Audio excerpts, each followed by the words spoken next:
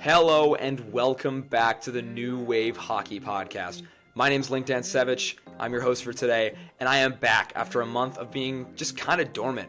But today I am back with a huge update today. We are going to be going over our full April 2024 draft class. That's right, picks 32 to number 1 will be covered today.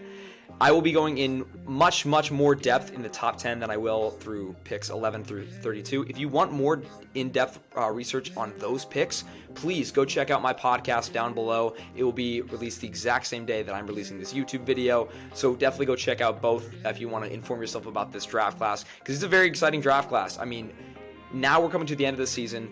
Most of the regular season, it's done. Now we're all in playoffs and everything. There's not much hockey left to play. These picks are becoming more and more solidified, and I'm more and more excited to talk about them. So let's not waste a single second longer. Let's get into the few who didn't crack this first round.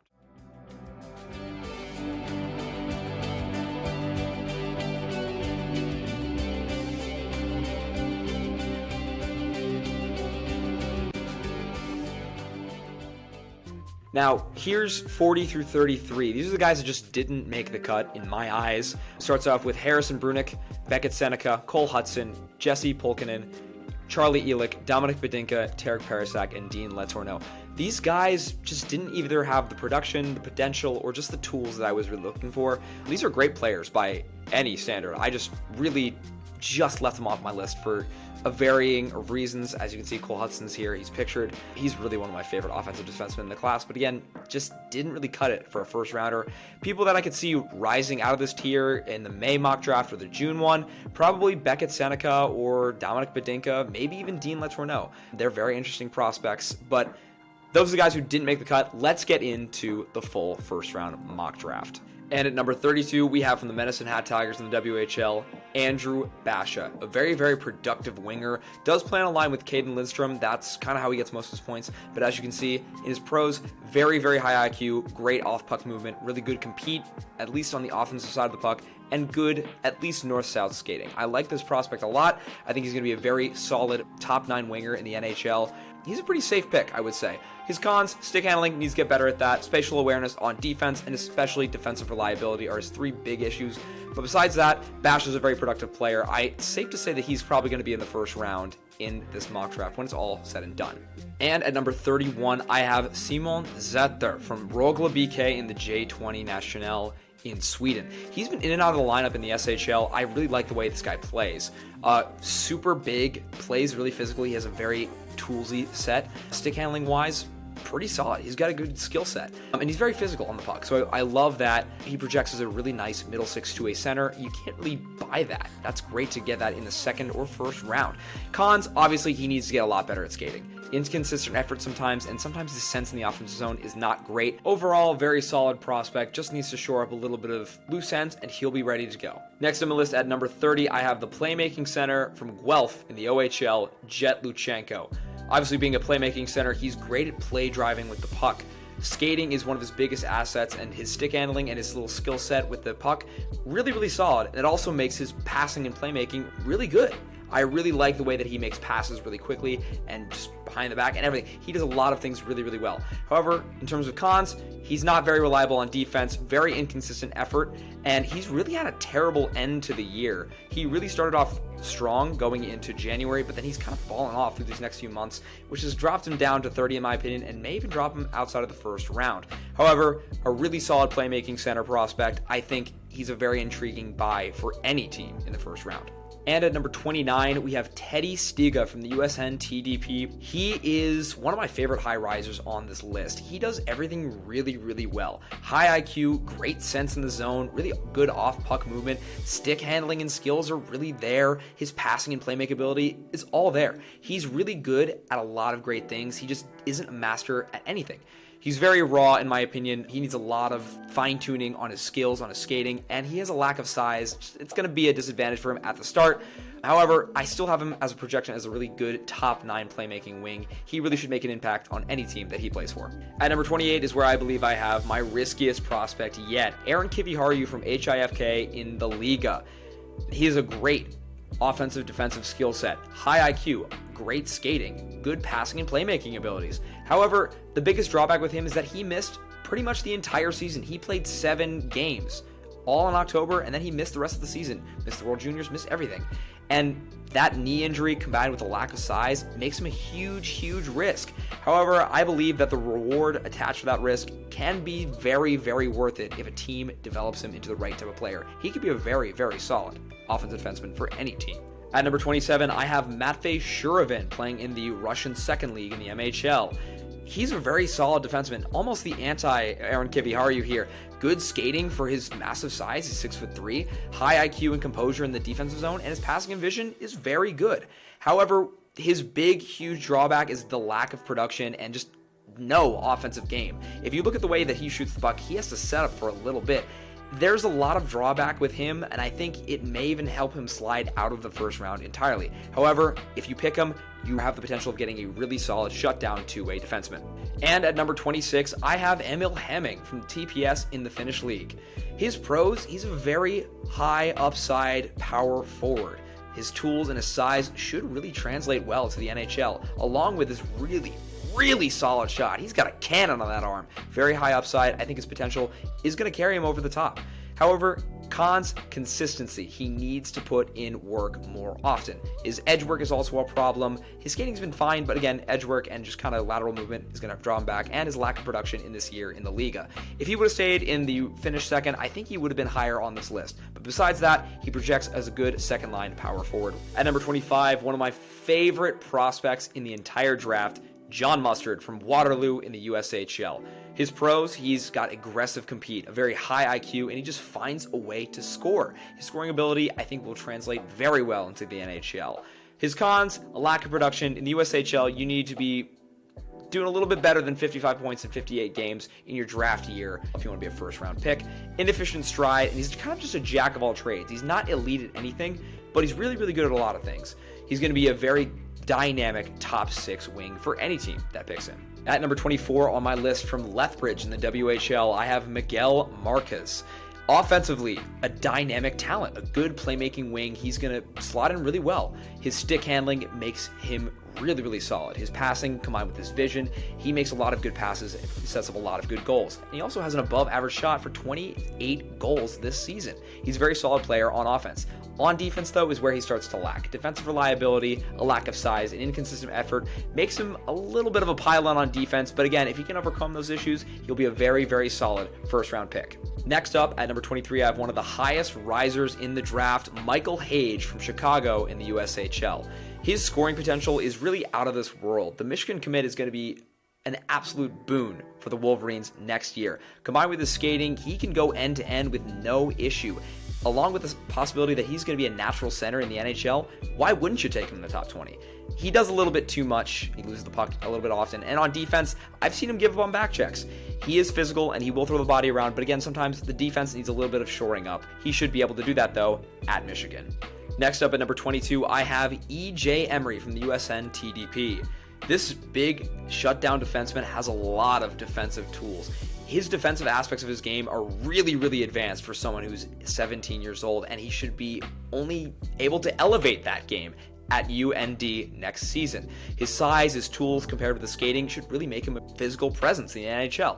However, his lack of production, he only had 17 points and 0 goals this year through 80 games in the USNTP. He just lacks an offensive game, which is going to hold him back in the next level. However, he should be able to develop tools at North Dakota next year. At number 21, I have Alphonse Frage from Vaxio in the J20. He's my highest ranked Swede on the list for a reason. His offensive instincts are off the charts. His shot, really solid from the point, and his skating is really good. However, on defense, doesn't really have a great commitment to defense and getting back for back checks. Passing decisions under pressure are not great, and he sometimes tries to do too much, which leads to turnovers.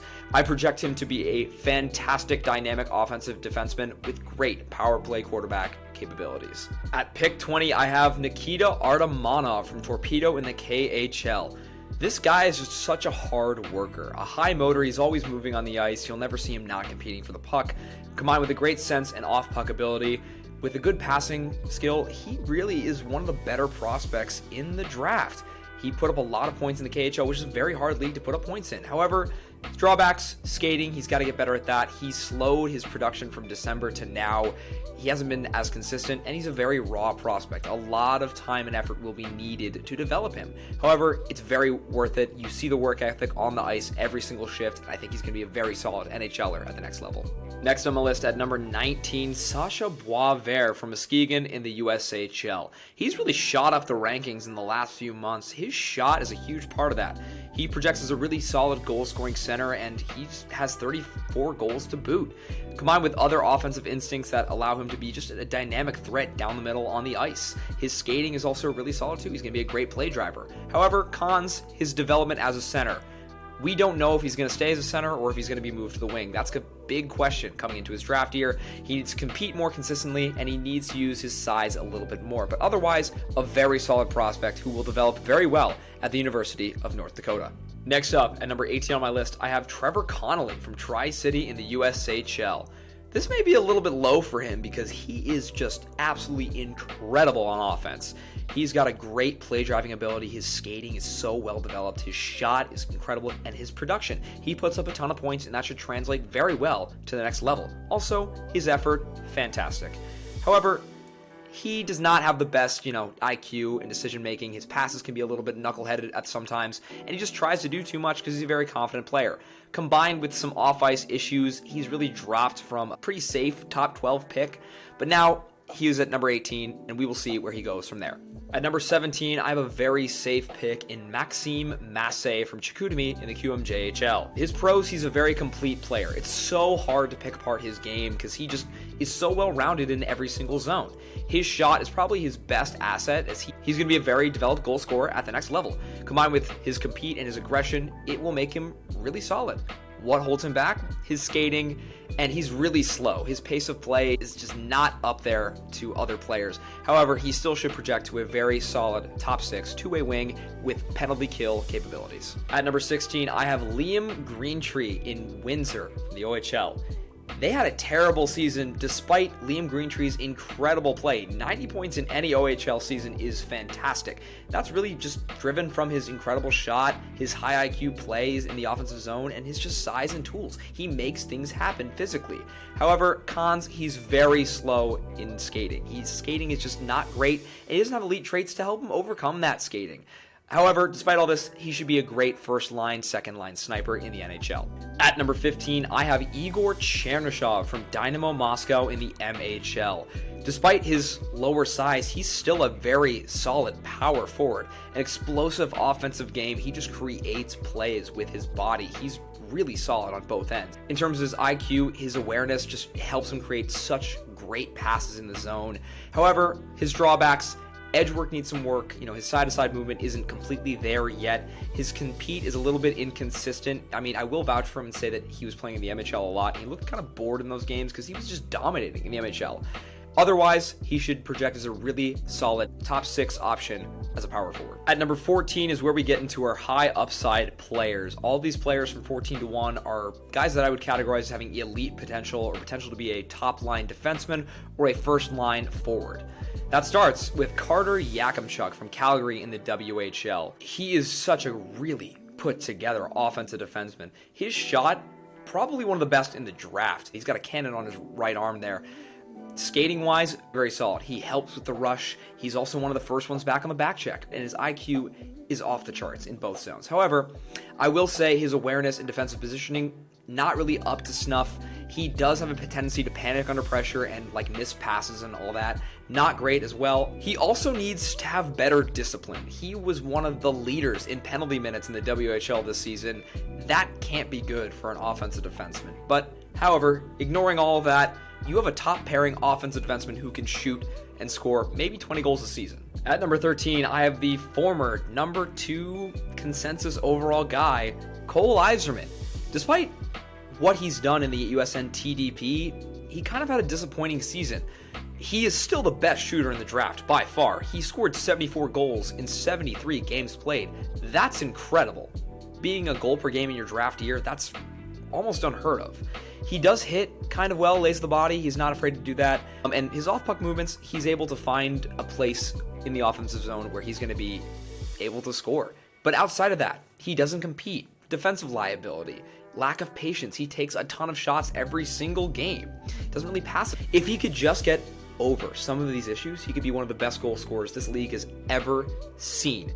It's really all up to him and what he does at BU next season. At number 12, another ginormous riser in the draft this year, Tej Aginla. Yes, son of Jerome Aginla from Kelowna in the WHL. It's really hard to pick holes in this guy's game. He's really, really solid everywhere. His skating and edge work is great. His shot and scoring ability is one of the best in the draft. His puck control is also fantastic. He is a great skillsy, toolsy player. However, cons, he's kind of slow in his straight line speed. He's a bit of a puck watcher on defense, doesn't really have, positional play, and just a lack of strength in general. However, his upside, his creative potential makes him an intriguing pick in the top 12 of this draft. At number 11, just missing the top 10, is the best Norwegian prospect ever. Michael Brandsik Nygaard from Mora IK in the Allsvenskan. His defensive game is probably his best aspect of his game. He is really physical. He's great on defense as a forward, which is something that's very rare to find. His shooting ability also is fantastic. He's got one of the best shots in the draft.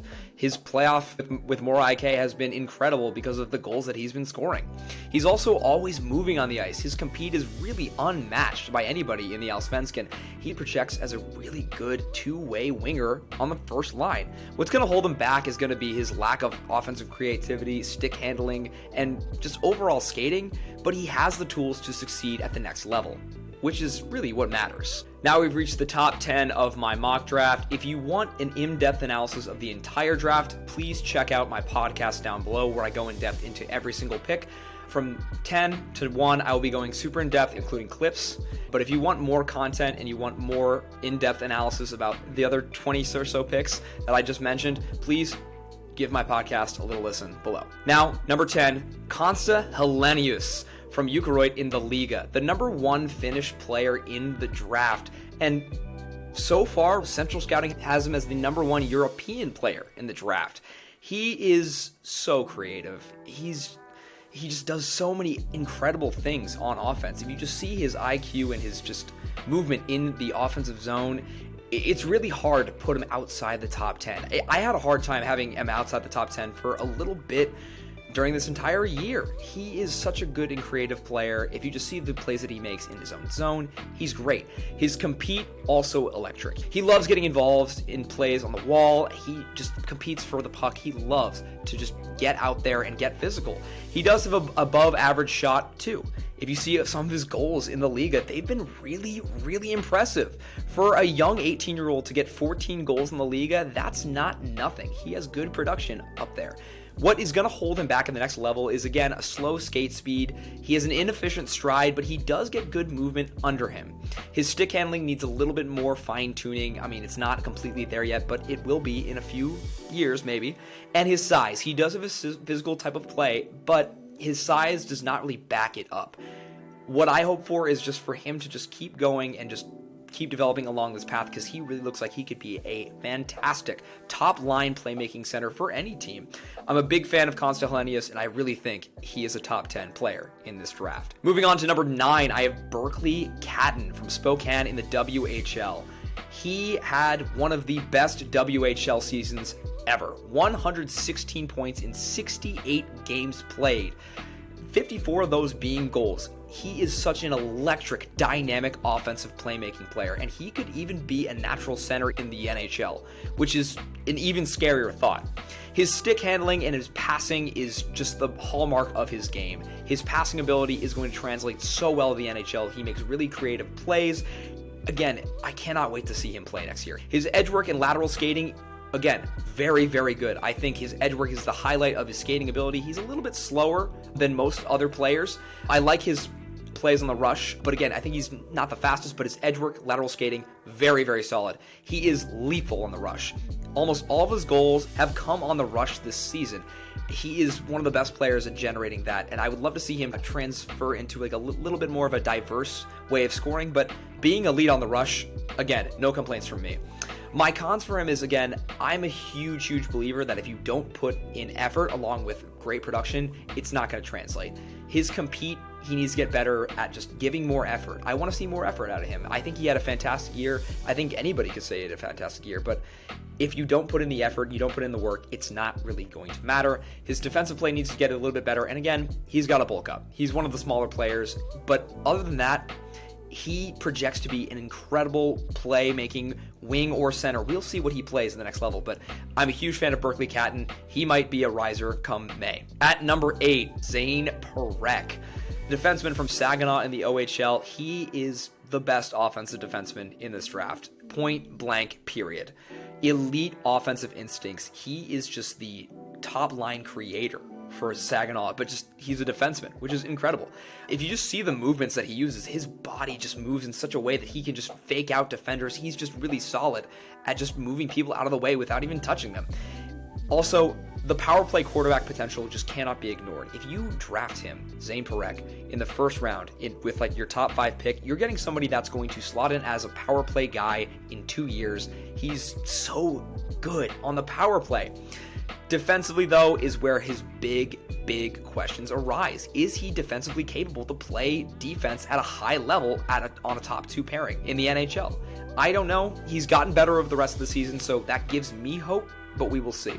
His skating speed is not elite, although he has really good edge work. One thing I also will say is that he tries to do too much. Again, a very confident offensive player, tries to create too much, leads to some turnovers in the own zone.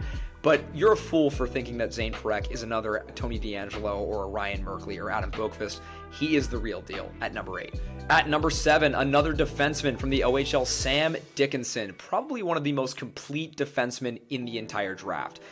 I would say the highlight of his game is probably his strong defensive play. He is really, really good at just gap control. He's very mobile in the defensive zone. He loves to just get it out. So he's good on transition. He can skate it out, but he also likes some long outlet passes out of there. I will say he has a very good, strong defensive stick too. If you're within like 2 feet of him, the puck's coming off your stick. He's got a great defensive stick to just poke check anything out of his way. However, 70 points in 68 games played as a defenseman is fantastic, but compared to the rest of the field, the people in front of him, Zane Parekh, Carter Yakimchuk, it's not really cutting it. However, he is in front of those guys, so I will give him that. His vision needs to get better. He doesn't see the ice tremendously well. It does hurt him sometimes in the defensive zone. Also, he's a big guy, 6'3", but he doesn't use that size all that often. Ignoring all that, though, he could be a tremendous two-way D-man on the top pair of any team. So I really like him. He's a very complete player. I mean, he's higher on a lot of lists, too, than 7. At number 6, you're getting the best defensive defenseman in this entire class, Anton Salayev. He was my number 2 to number 3 guy for most of the year. However, a lot of things have kind of changed my opinion on him. Let's talk about the good first. Elite defensive game and sense. I don't exaggerate by saying I think he could play in the NHL next year. His defense is that good. He makes your defense better on day 1. If you see the skating that he does well, he boxes out with players. He mirrors their motion. On defense, he's just so good. He's doing it at the KHL level. His skating for his size, or for any size that matter, is incredible. I love his edge work. I love the acceleration he gets. He's able to move the puck really, really well. So it's transitional on both sides of the ice. Plus, he's able to get really physical. He loves physical play. He'll push you against sides of the boards. He does not let a lot of goals up when he's on the ice. However, lack of production. 11 points in 63 games played is not good. He started really, really hot at the beginning of the year and then just tapered off. He has been a little bit better in the MHL playoffs, but he's not been showing a very good offensive side of his game, which, again, is kind of essential in the NHL. However, his defensive game is so good that I think it's so worth developing that young. He is such a good player, and at 6'7", he is going to be one of the best defensive defensemen in the league in a couple of years. Put money on it. At number 5, I have Caden Lindstrom from Medicine Hat of the WHL, the line mate of our number 32 pick, Andrew Basha. Now, he missed half of the year, which is why he only played 32 games, but he's still an elite power forward center prospect. He is going to be incredible at the next level because of his powerful tools. He is a ginormous player. He's 6'4", and he moves people out of his way. He loves to use his body. His scoring ability, also really, really solid. He loves to just push people out of the way with his big size, but then just get in front and score. He loves to drive down the middle, which is a great NHL trait, which will translate very well. His puck skills for his size are also a huge positive. So I'm a big fan of all of that. However, his play away from the puck, not great. He kind of needs the puck on his stick for his team to generate some offense. He does have an inefficient stride, and again, injuries, they're kind of concerned with him. He missed half of the year, but he's now playing in the WHL playoffs, and that's a positive in my book, and I think he's going to translate super well at the next level. At number 4, Artyom Levshunov from Michigan State in the NCAA. One of our 3 players that are in the top 4 from the NCAA. He is the second best defenseman in this class because of strictly upside. He is so good, but he projects great to the next level. His passing vision and creativity makes him so valuable on offense. He is able to just see the ice so well. He creates plays from the blue line. He joins the rush. He creates plays like that. He saved Michigan State's entire season in the Frozen Four and before the semifinals. He didn't actually make it to the Frozen Four. That sucks for him, but he tied up that game versus, I think, Western Michigan it was, on a great goal because he created that. His defensive aggression, really solid. He does not like having people in front of his goalie. He'll push people out of the way. And I honestly would attribute Trey Augustine's really great season this year to Levshunov. He really played well in front of his goalie. Also, his skating, at times, he tends to be a little bit lazy, and he's got a bit of a stiff motion in front of him, but he is a very fast skater. He'll join the rush. He'll backcheck really well. He can maintain speed with a lot of people. He's got a very strong, a little bit inefficient stride. What draws him back is, again, inconsistency in terms of effort. I want to see more compete. I want to see more effort from him because he's a great player, and he deserves to get the recognition that he does. He just doesn't always show it. He does try to force some plays, kind of sometimes. He does too much. He's a very confident player. But besides that, ignoring all that, you've got a very high upside two-way D-man that should translate very well to the next level. At number 3, in my opinion, the best defenseman in the class, national champion Zeev Buium from Denver in the NCAA. He had a fantastic season this year. He was kind of ranked outside of the top 20 consistently at the beginning of the year, but he played his way up into the top 10, and he deserves a spot in the top 3. I think he's the best defenseman in the draft and the best player outside of the top 2. His elite IQ and vision really creates that. If you just look at the way that he handles players and the way that he passes, the way that he sees the ice is nothing short of elite. I think he's the smartest player in the draft. If you can go back actually to the episode I did with Ethan Hetu in our March mock draft, he really had such high praises of Zeev Buium just all the way back then too. And this is before the national championship run. I would highly encourage you to check out his article on Zeev through McKeen's Hockey. I'll put a link to it below. But Zeev Buium, super smart offensively, combined with an incredible knack for offensive creativity. He just creates at another level on the offensive zone. He'll pass it off to a player on the sideboards, and then he'll just get it back just to create a scoring chance. He's very smart, and he knows how to just carve through defenses.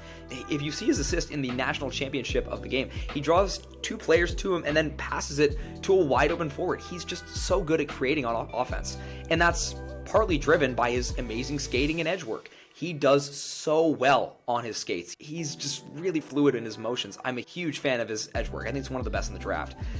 In terms of what he needs to do better, he tries to force plays. He does a little bit too much. I mean, he is not a very patient player. When you're a very confident player and really good offensively, you have a tendency to force plays. It happens. He also needs to bulk up. He plays very physically. His compete is really good, but again, needs to get bigger. All things considered, though, he is an elite top pair in two-way D, and just a blessing for any team that will pick him in this year's draft. At number 2, the second best player in this entire draft, the best winger in the entire draft, and the best Russian in this entire draft, Ivan Demidov from SKA St. Petersburg in the MHL. You tell me why he was playing in the Russian second league all year when he was scoring at a pace of 2 points per game. That's right. He scored 60 points in 30 games. That is unreal. I don't know why he wasn't playing in the KHL. Hands down, best hands in the draft. His creativity with his stick is unreal. It's unmatched. It's the best you're going to find in this entire draft. His passing and creativity because of that stick handling is also incredible. I love his edge work as well. He does so many great things in the offensive zone. Just look at some of the passes that he'll make. It's just out of nowhere. He'll just come out of nowhere, just make a pass and get a goal. His hands are so violent and they have a purpose with every single movement. I'm just a huge fan of it. I'm in awe every time he plays. I will say though, what draws him back, his temper. He has a tendency to draw some penalties sometimes that aren't great. It'll be interesting to see how he does in interviews with general managers. I would love to see that. And he also tries to do too much. Again, you're going to see that with a lot of players in this high-end tier. But otherwise, you have an elite playmaking wing that should set you up for 50 goals this season, because he is just so good with his hands. And the number 1 overall pick wasn't even a surprise. The number 1 college player in the nation, the Hobey Baker Award winner, the number 1 overall pick, Macklin Celebrini from Boston University. We really were blessed with Connor Bedard last year. I mean, we were spoiled with him, and now we kind of think this is a weaker draft class, and it is. But Macklin Celebrini is a tremendous prospect and would be going number 1 overall in a lot of previous drafts that don't have Connor Bedard in them. His skating is his main asset. His play driving ability to just cut down the ice, he's just unmatched. His compete, because of that, he really loves to give so much effort on every single play. I'm in awe of what he does with with his skating ability and what he does to create plays in his own zone. He scored 64 points, for goodness sake. That's incredible. His shot from the beginning of the year to now has developed so much. It's one of the best shots in the draft. I honestly think that most every single category, he has improved so much from the beginning of the year. Part of the reason that he has locked himself into the number 1 overall pick is because he's been developing along this path. He's becoming a better and better player every single game. What hurts him a little bit is he needs to get a little bit bigger. I mean, he plays big. He's an aggressive player. He hits. He'll play alongside the boards. But again, it'll hurt him someday. He gets knocked down. He's a smaller guy. Sometimes he'll have some dumb giveaways. He's not the best hands in the draft. He doesn't really even have top 5 hands in the draft. He does have a tendency to give away plays, which is not great. And again, just need to improve the stick handling a little bit. But otherwise, you are getting somebody that should play on your top line as a two-way center for years and years and years to come. This is a first-line center. You can't trade for them. You can only draft them. And Macklin Celebrini is it. And that's going to do it for today. Thank you so much for watching this YouTube video. I know this was a little bit longer than I would have expected. It's around 30-ish minutes. But that's my full first-round mock draft. If you want to check out picks 11 through 32 in more depth, please check out my podcast. There'll be a lot more information given out about those players there. I really hope you enjoyed this type of video. I hope to put 2 more of these out for May and for June before we get into the draft in June. I'm so excited for that. Please stay tuned, because there will also be another podcast dropping this week with Robert Yardley about the upcoming playoffs. Thank you for watching. My name is Link Dan Savage, signing off.